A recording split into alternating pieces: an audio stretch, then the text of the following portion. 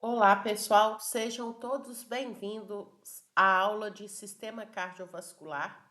Hoje falando sobre vasos sanguíneos, mas na abordagem do fluxo, da pressão e da resistência.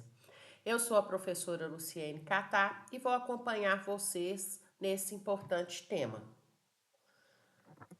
Bem, primeiramente a gente precisa falar um pouquinho sobre os conceitos dos termos que serão abordados nessa aula, né? Fluxo sanguíneo, o que é isso, né? O fluxo sanguíneo, ele se refere à quantidade de sangue que passa por um determinado vaso sanguíneo ou por uma rede de vasos sanguíneos por unidade de tempo. Esse tempo geralmente é medido em minuto. Então, o fluxo sanguíneo, ele vai ter como unidade ml por minuto. Tantos ml de sangue passam em um minuto por uma determinada rede de vasos sanguíneos ou por um determinado vaso sanguíneo. Esse fluxo sanguíneo, ele é ajustável, né? Ele não é constante, ele vai se ajustar à necessidade do tecido, ou seja, do sangue total que é bombeado pelo coração, por exemplo, do ventrículo esquerdo para a aorta, que em um minuto, né, que é débito cardíaco, um percentual diferente vai para cada tecido a depender da necessidade desse tecido. Ou seja, o tecido que está com uma taxa metabólica maior está com uma maior necessidade de oxigênio, de nutrientes, então ele recebe uma quantidade de sangue maior do que os outros tecidos, né? Então o corpo ele redistribui esse fluxo sanguíneo de acordo com a necessidade tecidual. E a gente vai explicar melhor os parâmetros que influenciam esse fluxo sanguíneo, mas a gente também precisa compreender que em alguns tecidos essenciais à nossa sobrevivência, o fluxo é sempre alto e mantido mais ou menos constante. E a gente também precisa conceituar a pressão sanguínea, né? A pressão sanguínea é a força que o sangue exerce contra a parede dos vasos sanguíneos. Os vasos submetidos às mais altas pressões são as artérias, porque a artéria é o vaso que leva sangue para fora do coração. Então, quando eu tenho a sístole ventricular, esse sangue, então, é bombeado sobre alta pressão para as artérias e é por isso que a gente afere a pressão arterial. Então, nós vamos falar sobre pressão arterial, inclusive sobre os mecanismos homeostáticos para controle da pressão arterial dentro de valores fisiológicos. E a resistência periférica significa a oposição ao fluxo, né? Os fatores que se opõem ao fluxo e que acabam por influenciar tanto o fluxo quanto a pressão. Então, esses parâmetros, eles são interrelacionados, a gente vai trabalhar com os três nessa aula de hoje e a gente também vai ter o momento de estar fazendo essa interação entre esses três parâmetros, né? Então, aqui nesse slide, vou pegar meu pointer aqui, a gente consegue ver aqui embaixo, né, o conceito que eu dei sobre fluxo sanguíneo, que é a quantidade de sangue que passa por um vaso sanguíneo ou por uma série de vasos sanguíneos em um minuto. E aqui nessa fórmula de fluxo sanguíneo, a gente pode verificar a relação do mesmo com o ΔP, que é a diferença de pressão na entrada e na saída do vaso sanguíneo, e a resistência periférica, que é dada principalmente pelo diâmetro das arteríolas, mas não somente. Então, o fluxo sanguíneo, representado aqui por FS, muitas vezes em livros, é representado pela letra Q, pois é a quantidade de sangue que passa aí nesse vaso sanguíneo. Ele é diretamente proporcional à diferença de pressão. Ou seja, quanto maior a diferença de pressão na entrada do vaso e na saída do vaso, por onde a gente vai medir o fluxo, né? Maior o fluxo sanguíneo. E quanto menor a diferença de pressão, menor o fluxo sanguíneo. E esse fluxo sanguíneo é inversamente proporcional à resistência. Como eu disse anteriormente, a resistência significa oposição ao fluxo. Então, quanto maior a resistência, menor o fluxo sanguíneo. Então, essa fórmula, ela nos mostra a relação do fluxo sanguíneo com o delta P e a resistência, tá certo? E aqui em cima a gente consegue ver exatamente o que eu expliquei, né? O fluxo, ele vai aumentar de forma diretamente proporcional à diferença de pressão. Quanto maior a diferença de pressão na entrada do vaso e na saída do vaso, onde se está medindo o fluxo, maior esse fluxo sanguíneo e, consequentemente, também eu vou ter uma maior pressão sanguínea, né? Então, a pressão sanguínea, ela vai também estar relacionada ao fluxo sanguíneo e à diferença de pressão. E a resistência ao fluxo está descrita aqui, né? Quanto maior a resistência, menor o fluxo. Bom, entendido isso, a gente tem essa figura que é uma figura bem interessante, que nos mostra aquilo que eu falei anteriormente, né? A quantidade de sangue que vai para um determinado tecido ou órgão não é constante para todos os órgãos, em geral é ajustável. Então, não só a quantidade vai variar para cada tecido, mas também vai variar essa quantidade de sangue que vai para o tecido de acordo com a realidade fisiológica daquele organismo. Então, nós temos uma distribuição no repouso que é muito diferente de uma distribuição de fluxo sanguíneo durante o exercício físico extenuante intenso. Aqui embaixo a gente pode ver o repouso, né? E aqui a gente vê, né, o percentual do débito cardíaco, que é a quantidade de sangue que deixa o ventrículo esquerdo e vai para a aorta por minuto, 5 litros por minuto, a distribuição percentual para os diferentes órgãos na situação de repouso. Observe aqui que na situação de repouso, dos 100% bombeados pelo coração, de 20 a 25% vai para o sistema digestório, né? Para o coração de 4 a 5%, para os rins 20%, e assim a gente vê uma distribuição percentual nessa situação de repouso. Essa distribuição percentual ela muda muito no exercício extenuante, porque no exercício intenso eu tenho tanto aumento da frequência cardíaca, né? Quanto o aumento do débito sistólico, que é a quantidade de sangue ejetada pelo ventrículo esquerdo para a aorta em uma sístole. Então, logicamente, o débito cardíaco muda muito. E isso é interessante porque durante o exercício a gente está vivenciando uma situação de estresse. Então, o nosso coração ele tem que se adaptar a bombear mais sangue para que os tecidos possam receber maior quantidade de oxigênio para manter a atividade física, principalmente os músculos esqueléticos utilizados nessa situação. Então, o débito cardíaco aumenta e o percentual também é alterado, né? Então, a gente pode ver aqui, ó, que no repouso, de 20 a 25% do débito cardíaco era direcionado ao digestório, durante o exercício é só de 3 a 5% desse débito cardíaco, né?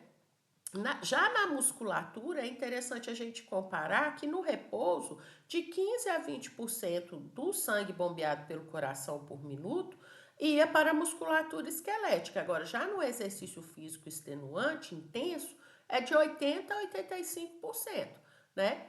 Mas em outros órgãos, como por exemplo no coração, esse percentual permanece o mesmo, de 4 a 5%, tanto no repouso quanto na atividade física, né? Então, o que a gente vai perceber? Existe aqui nessa figura uma relação importantíssima de redistribuição de fluxo sanguíneo de acordo com a necessidade. Ou seja, se eu estou praticando um exercício físico intenso, uma atividade física intensa, quem é que tem que receber mais sangue rico em oxigênio para manter sua taxa metabólica? A musculatura esquelética que vai ser requerida para a execução dessa tarefa. Então, a gente tem um ajuste desse fluxo e esse ajuste, ele se deve a vários fatores, né? Fatores nervosos, fatores hormonais, fatores locais, incidindo sobre as arteríolas supridoras aí desse tecido que está sendo utilizado, né? A gente vai falar disso mais adiante, mas essa figura é basicamente para nos mostrar esse ajuste de fluxo, né? Então, assim como uma mãe que tem vários filhos, ela prioriza, né, ela tenta dar mais alimentos para aquele que está mais adoentado, mais fraquinho, e daqui um tempo é outro que precisa mais, então ela ajusta essa nutrição dessa outra criança, né? Assim o nosso corpo faz, né? Todos os tecidos precisam receber sangue rico em oxigênio. Todos os tecidos têm que usar o oxigênio para poder manter o metabolismo celular, para manter a produção de energia.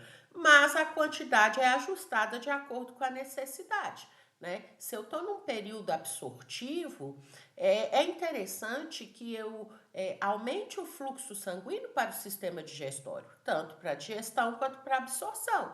Se eu estou no momento de atividade física, é interessante que eu ajuste o fluxo para uma maior quantidade de oxigênio ser enviada para a musculatura esquelética que está sendo requerida.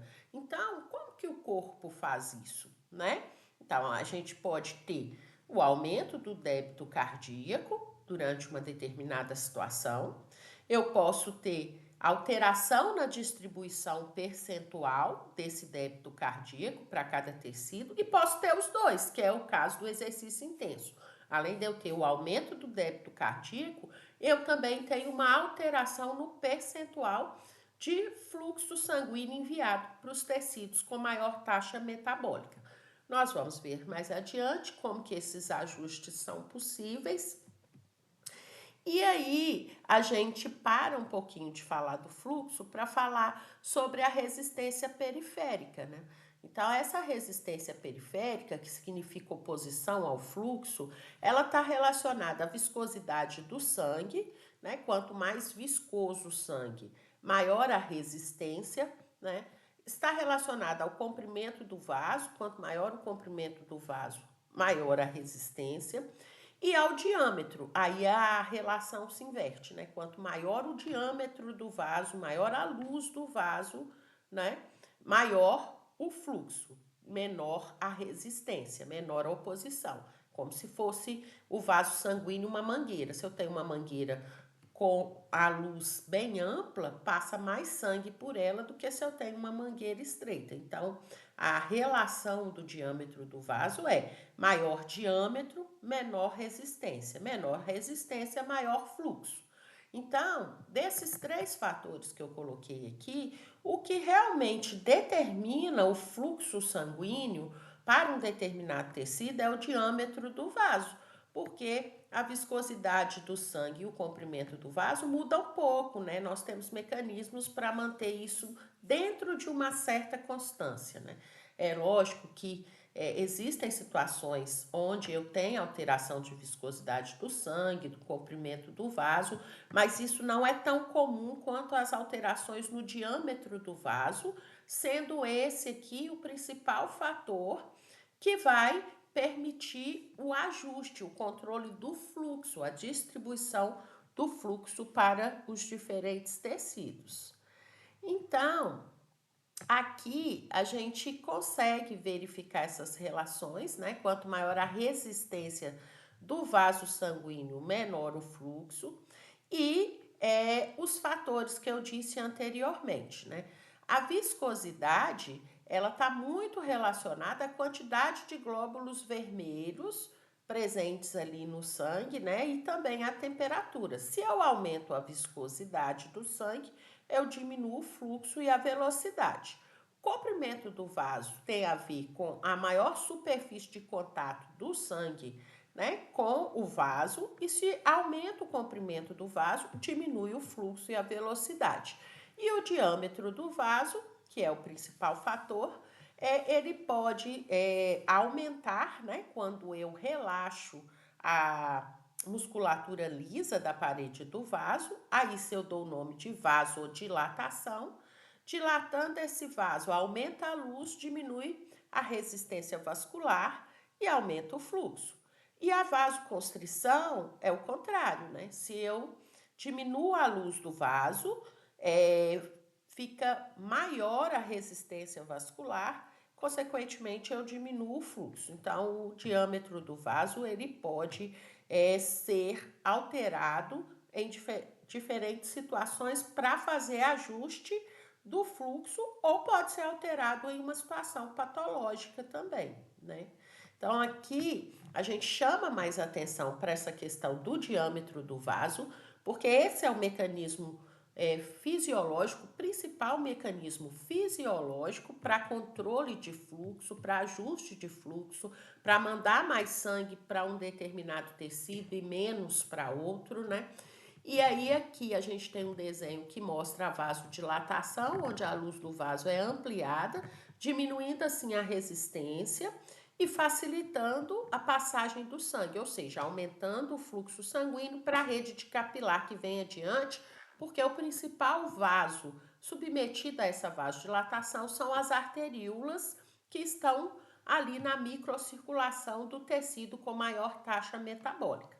E a vasoconstrição diminui a luz do vaso devido à contração da musculatura lisa da parede da arteríola, né?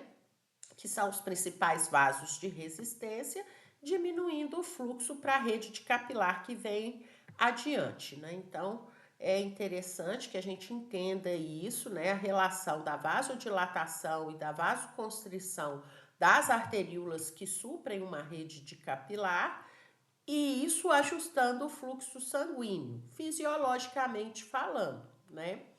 Então, o que a gente vai ver? A regulação da circulação sanguínea, ela está sob duplo controle, né? Nós temos um controle central e um controle local. O controle local, ele tem um papel prioritário, né? Pois essa quantidade de sangue que chega para um tecido é ajustada à atividade metabólica do tecido, né? Então, aqui a gente tem uma microcirculação, aqui a gente tem uma arteríola supridora, ela está transportando sangue arterial rico em oxigênio para uma rede de capilares. Esses capilares, né, eles são vasos mais finos do que um fio de cabelo, como a gente viu na aula anterior, só tem a túnica íntima e são os vasos de troca. Quando esses capilares são totalmente preenchidos por sangue, a gente tem uma entrega maior de oxigênio aqui, à medida que o sangue vai passando por essa rede de capilares, né? E quando a taxa metabólica do tecido é menor, a gente tem uma menor quantidade de sangue passando por aqui e uma menor entrega de oxigênio, fazendo o ajuste da entrega de oxigênio à necessidade metabólica. O que nós podemos verificar aqui, né? À medida que o sangue arterial vai passando pela rede de capilar, ele vai deixando oxigênio para ser usado no metabolismo celular, vai captando CO2, vai se tornando sangue venoso, né? Por ter perdido oxigênio e recebido O2. E esse sangue venoso é coletado pelas vênulas, que são as menores veias do corpo, e entregue às veias para ser devolvido ao coração, né? Essa arteríola supridora aqui, ela é importantíssima e os processos de vasodilatação e vasoconstrição da mesma são muito relacionados aos metabólitos formados nesse tecido com maior taxa metabólica, né? Então, quando o tecido está com uma taxa metabólica maior, a temperatura aumenta, o nível de CO2 aumenta, o nível de H+, cai o pH, forma-se mais um metabólito que é o 2,3-bifosfoglicerato, e todos esses fatores, eles vão ser importantes para ajuste do fluxo sanguíneo para esse tecido com maior demanda, maior necessidade. De duas formas, né?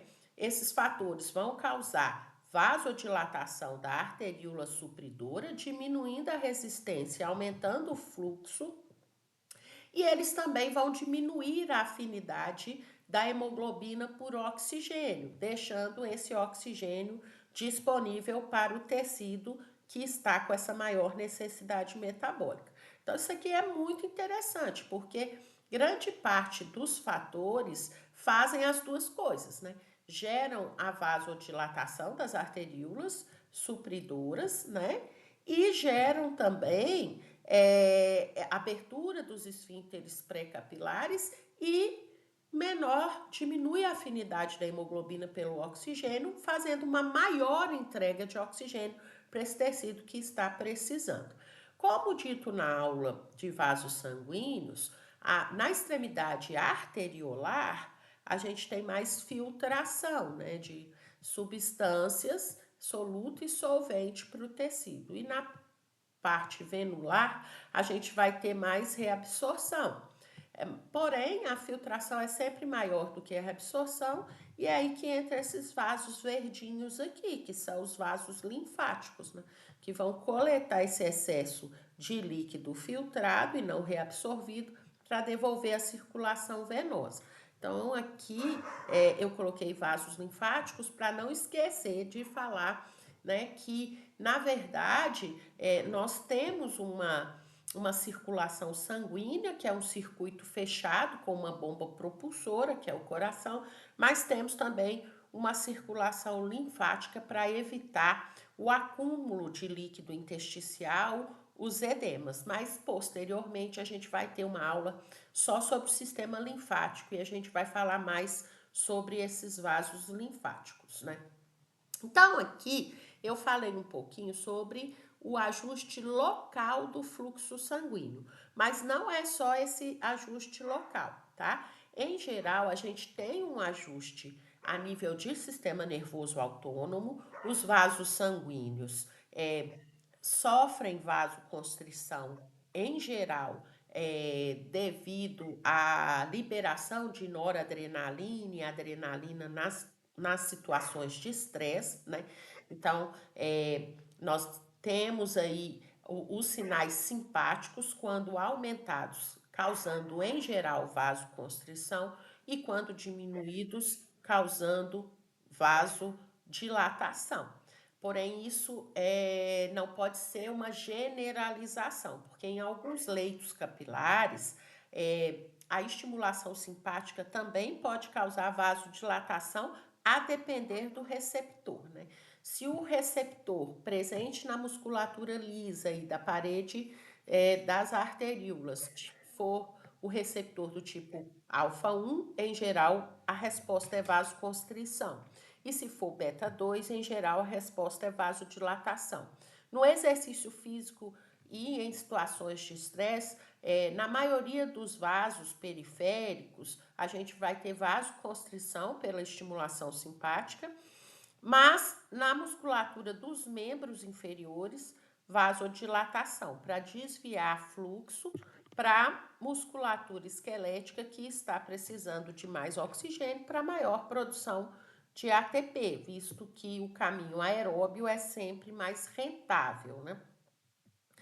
Então, aqui a gente tem uma figura assim bem esquemática, né? Bem reduzida, da circulação sanguínea e da circulação linfática, só para mostrar, né, que na verdade o sangue, né, quando ele deixa o ventrículo esquerdo e vai para a aorta é o vaso responsável por distribuir sangue oxigenado para todos os tecidos, né? Quando chega a nível de tecido, as arteríolas supridoras vão permitir o fluxo sanguíneo ajustado à necessidade metabólica. Na extremidade arteriolar, a gente vai ter mais filtração, na extremidade venular, mais reabsorção, e os linfáticos pegando esse excesso de líquido filtrado e não reabsorvido para devolver, então, a circulação sanguínea, né?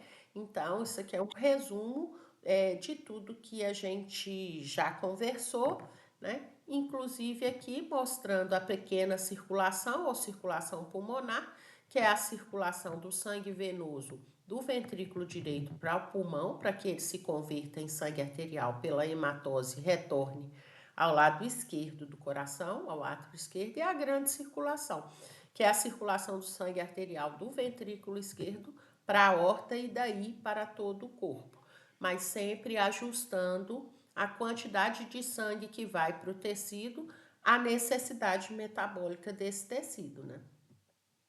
Então, como eu disse, o sistema linfático é um sistema tubular, é um sistema importante que não tem só os vasos linfáticos, mas tem os órgãos linfóides. Esse sistema linfático, ele está diretamente relacionado tanto ao sistema cardiovascular quanto ao sistema imune, e a gente vai ter uma aula só para falar sobre o mesmo, né? O funcionamento dos vasos linfáticos evita o edema, que é o acúmulo de líquido no espaço intersticial, né, causando alguns problemas que podem ser bastante graves, né?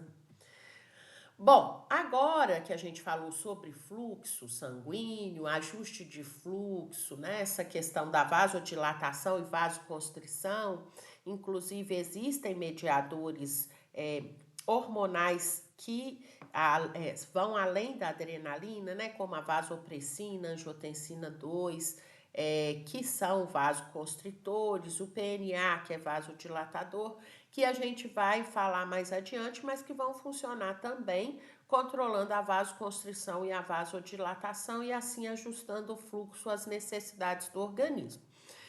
Fechado essa parte de fluxo sanguíneo, a gente pode falar um pouquinho sobre a pressão arterial. Olha o nome, pressão arterial. Eu poderia colocar aqui pressão sanguínea arterial. O nome já fala, né? A pressão arterial é a medida da força que o sangue exerce sobre a parede das artérias, que por sua vez são os vasos que levam o sangue para fora do coração. Essa pressão arterial, ela pode ser aferida, pode ser determinada pelo método palpatório ou auscultatório. E quando é feita essa medida da pressão arterial, a gente encontra dois valores, né? O valor maior é a pressão sistólica, que é a pressão que o sangue exerce contra a parede da artéria no momento da sístole ventricular, né? Quer dizer, se os ventrículos estão se contraindo, o sangue ele é ejetado nas artérias sobre mais alta pressão.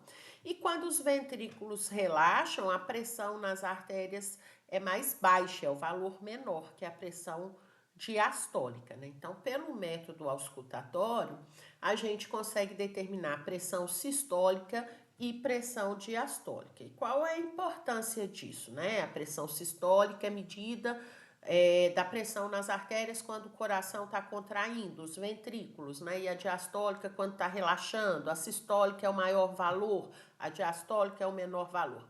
Através desses parâmetros, a gente pode calcular a pressão de pulso, que é a pressão sistólica menos a pressão diastólica. E a partir da pressão de pulso, a gente pode calcular a pressão arterial média, que seria a pressão diastólica mais 1/3 da pressão de pulso.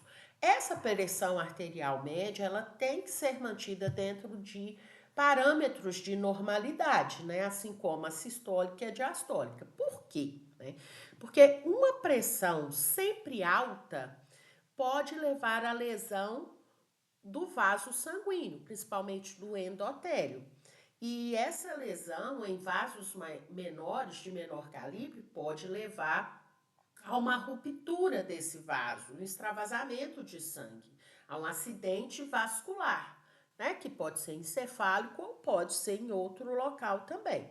Por outro lado, uma pressão sempre baixa também é muito perigosa, porque nós vimos anteriormente que a pressão é a força que dita o movimento do sangue, né? Então, para que o sangue se mova, eu preciso de uma área de maior pressão e de uma área de menor pressão, para que haja o movimento do sangue pelo corpo. Então, se a pressão ela está sempre baixa, vai haver dificuldade de mandar esse sangue para determinados leitos capilares, como por exemplo para um encéfalo, né? E isso pode levar a sérios prejuízos, porque o nosso tecido cerebral, os nossos neurônios precisam receber constantemente do sangue glicose, oxigênio para a sua formação de ATP e outros nutrientes para produção de neurotransmissores, de proteínas e de tudo mais que é necessário para o bom funcionamento neuronal. Então, uma pressão sempre baixa priva o nosso encéfalo de receber os compostos que ele precisa, podendo a pessoa ter um quadro grave, né, devido à baixa oxigenação ou à baixa entrega de nutrientes para o cérebro. Então, o nosso corpo, ele vai tentar manter a pressão dentro de valores fisiológicos, né? E ele tem mecanismos para isso. Não é toda vez que nossa pressão sobe que a gente precisa tomar remédio, ou toda vez que a nossa pressão cai que a gente precisa tomar remédio. Por quê? Porque nós temos os mecanismos homeostáticos que vão fazer os ajustes dessa pressão arterial sem que nós nem percebamos, né? Então, como que isso é feito, né? Primeiramente, é importante a gente entender que a pressão arterial é diretamente proporcional ao débito cardíaco, que é a quantidade de sangue bombeada do ventrículo esquerdo para a aorta por minuto, e a resistência periférica, que é a oposição ao fluxo, ou seja, todo e qualquer fator que aumente o débito cardíaco ou aumente a resistência, consequentemente aumenta a pressão. Esse é o primeiro ponto, né? Segundo ponto importante, o débito cardíaco, então, ele vai ser diretamente proporcional à frequência cardíaca e ao volume sistólico, que é o débito sistólico, né? Frequência cardíaca, quantidade de ciclos cardíacos por minuto, o débito sistólico ou volume sistólico, quantidade de sangue ejetada pelo ventrículo esquerdo para a aorta em uma sístole. Então, tudo que aumentar a frequência cardíaca ou débito sistólico aumenta o débito cardíaco. Aumentando o débito cardíaco, aumenta a pressão arterial. Portanto, juntando esses parâmetros todos, o que é que eu tenho? A pressão arterial, ela vai ser diretamente influenciada pela frequência cardíaca, pelo débito sistólico e pela resistência periférica. Todos esses fatores, se forem aumentados, aumentam a pressão arterial. Se forem diminuídos, diminuem a pressão arterial. E como eu disse, né, a gente não pode ficar com a pressão arterial sempre alta e nem com a pressão arterial sempre baixa. Eu falei para vocês que o corpo tem mecanismos para manter a pressão dentro de valores considerados normais. Vamos começar falando sobre os mecanismos homeostáticos, ou seja, os mecanismos fisiológicos para controle de hipertensão. Quais seriam esses mecanismos, né? O primeiro mecanismo que rege a curto prazo é o mecanismo nervoso dos barorreceptores.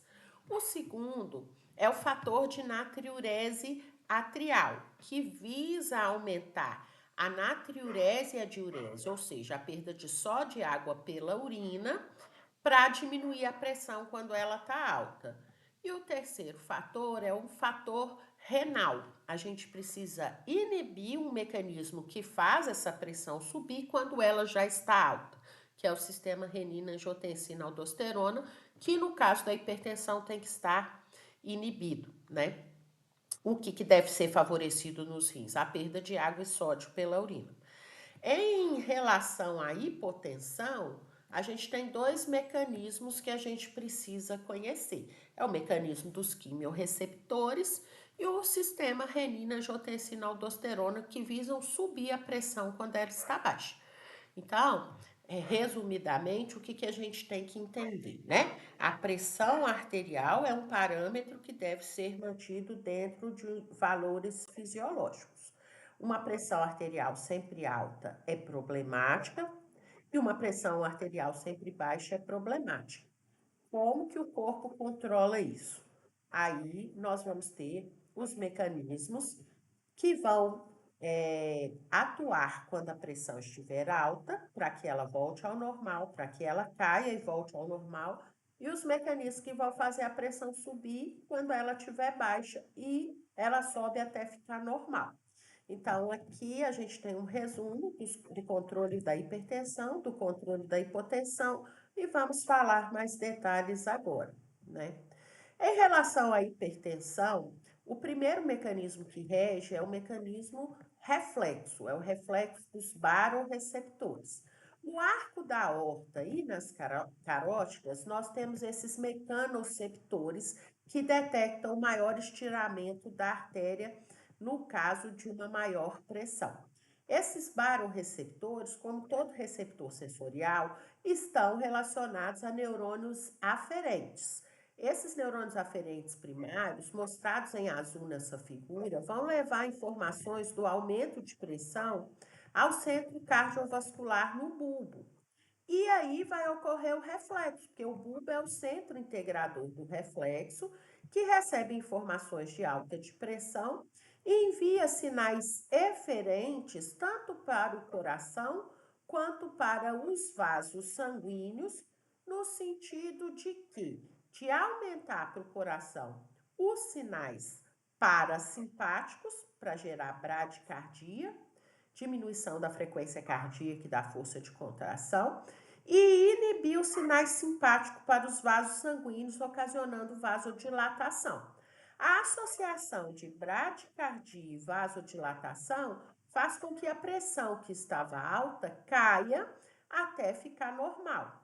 Então, esse é um mecanismo muito rápido, é um mecanismo do reflexo dos barorreceptores e vai ser um importante mecanismo homeostático para controle rápido da pressão arterial.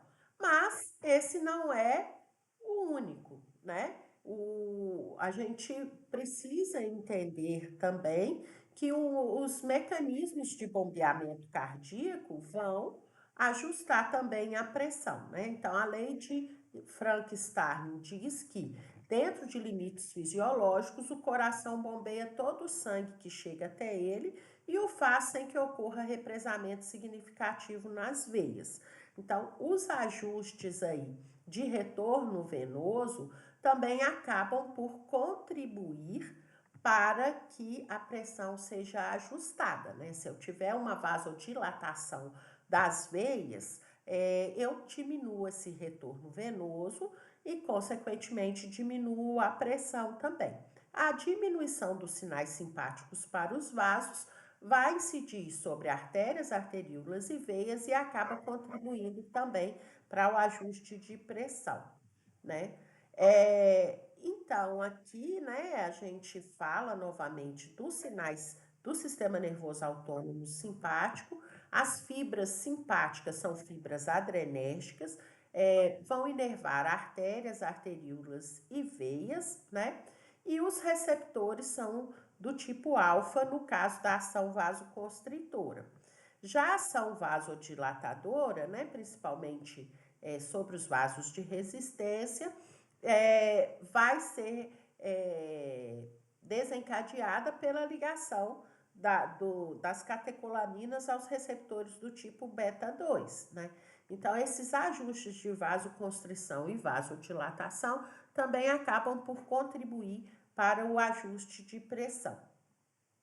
Bom, além dos sinais, né, reflexos, da resposta reflexa, que acaba por controlar a pressão arterial a curto prazo, né, como eu expliquei anteriormente, a gente tem os sinais aferentes vindo dos barorreceptores para o bulbo, né, e o bulbo mandando sinais eferentes parasimpáticos para o coração e diminuindo os sinais simpáticos para os vasos, vai gerar, então, a diminuição da pressão que estava alta, né?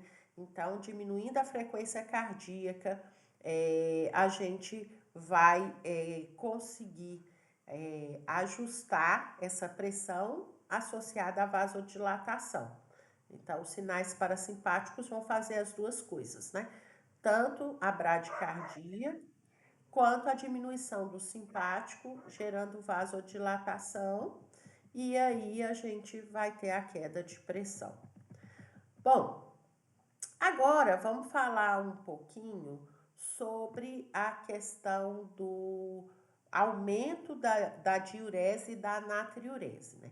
Quando ocorre por algum motivo um aumento do volume sanguíneo, ocorre uma maior distensão das paredes atriais, né, devido a essa chegada do sangue aos átrios. E lá nas paredes atriais, a gente vai ter células mioendócrinas que vão liberar o peptídeo natriurético atrial. Esse peptídeo natriurético atrial, ele vai agir no hipotálamo, inibindo a secreção do hormônio antidiurético, favorecendo então a diurese, né? E a natriurese devido a um aumento da taxa de filtração glomerular, né? Então, o PNA, ele favorece a perda de água e sódio pela urina e seria um mecanismo posterior ao mecanismo dos baroreceptores para baixar a pressão quando ela está alta. Então, toda vez que eu tenho um volume sanguíneo aumentado, a parede dos átrios se distende mais, isso funciona como um estímulo para as células mioendócrinas liberarem o hormônio PNA, peptídeo natriurético atrial, que vai agir lá nos néfrons dos rins, estimulando a natriurese e a diurese, a perda de água e sódio pela urina, e assim fazendo com que a pressão que estava alta caia até voltar a valores normais, né? Esses mecanismos renais são mecanismos mais lentos do que os mecanismos nervosos, mas contribuem para o controle da pressão arterial quando ela está alta para ela cair, né? Então, ocasiona aumento do volume urinário, aumenta a filtração renal com maior excreção de sódio e água, né?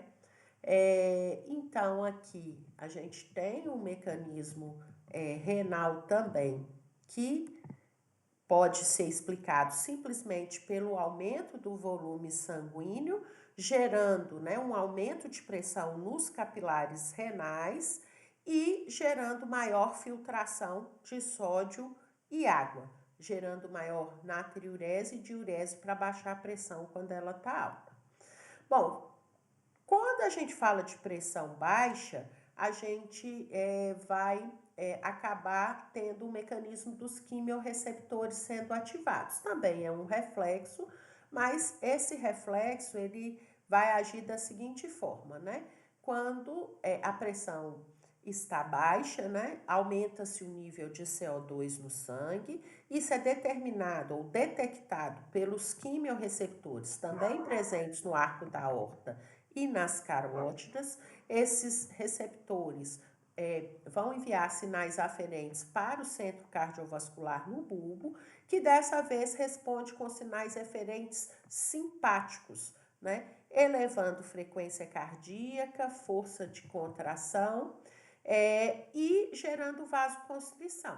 Então, associando taquicardia com vasoconstrição, eu vou ter um aumento de pressão, e esse seria um mecanismo rápido para elevar a pressão quando ela está baixa, né? Bom, e a gente também vai ter um mecanismo muito importante, que é o sistema renina-angiotensina-aldosterona. Esse é um mecanismo renal para controle de pressão arterial. Quando ela está baixa, esse mecanismo vai fazer essa pressão subir e ele funciona da seguinte forma: toda vez que eu tenho uma diminuição da pressão arterial e essa diminuição de pressão arterial diminui a taxa de filtração glomerular, existem certas células no néfron que se chamam células da mácula densa, que ficam no túbulo contorcido distal, na região de contato com as arteríolas aferentes e eferentes. Elas percebem essa diminuição do filtrado formado, diminuição do sódio, cloreto nesse filtrado, e ativam certas células que ficam ali na parede, principalmente da arteríola aferente, as células justaglomerulares, a secretarem uma enzima que se chama renina. Sendo a renina uma enzima, o que é que ela vai fazer, né? Ela vai catalisar uma reação, que é a conversão de um precursor, né, hepático chamado angiotensinogênio numa molécula chamada angiotensina 1. Essa angiotensina 1 circula pelo sangue e quando passa pelos capilares pulmonares, encontra ali preso no endotélio dos capilares pulmonares a enzima ECA. E essa enzima é a enzima conversora de angiotensina, que converte a angiotensina 1 em angiotensina 2. Essa angiotensina 2, ela vai ser a responsável pelo aumento de pressão, porque ela pode causar vasoconstrição, ela também pode agir no hipotálamo, aumentando a secreção do hormônio antidiurético, diminuindo a diurese, age no córtex da suprarrenal, estimulando a secreção de aldosterona, que aumenta a reabsorção de sódio, e a água acompanha por osmose. Diminui então a excreção de sódio e água, aumentando a reabsorção. Aí nós vamos ter um aumento do volume sanguíneo e o aumento da pressão, né? Então, esse mecanismo, esse sistema renina, angiotensina, aldosterona, é um sistema importantíssimo para elevar a pressão quando ela está baixa, né? E esse mecanismo, então, envolve aí um processo de produção e secreção de renina no sangue, que vai, por sua vez, desencadear, né, uma retenção de sódio e água no sangue, aumentando o volume sanguíneo e aumentando a pressão, ok? Bom, dessa forma, a gente termina essa aula sobre controle de fluxo e controle de pressão. Espero ter ajudado um pouco e até a próxima aula.